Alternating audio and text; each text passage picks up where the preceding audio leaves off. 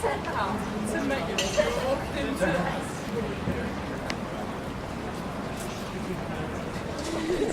walk it. Below. It depends on where it is exactly. At the beginning of West Road, I think. Sort of like at the beginning. Are you gonna go up? Use a near a bike shop.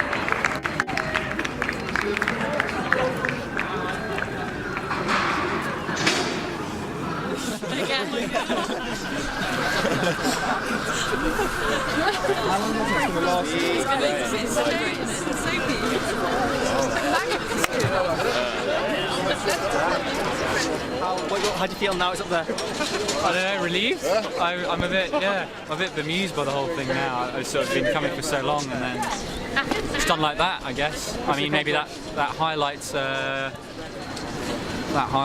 humour of the whole situation, that this has been weeks in the making, just for a little 1-minute job there. But no, it feels good. I do feel like I can look up at that gnome and say we've made an improvement. We made a difference. It's going to be up there till Friday? Till Friday, yes. Is that the auction? And then it comes back down and is auctioned. Same day? Yes, same day. Last minute entry. Do you reckon everyone will understand? Do you reckon everyone will see it? It's a bit small. It is quite small, but I don't know, I hope hopefully that just a bit of talk might help reinforce it. Maybe even just the contrast of it. But yeah.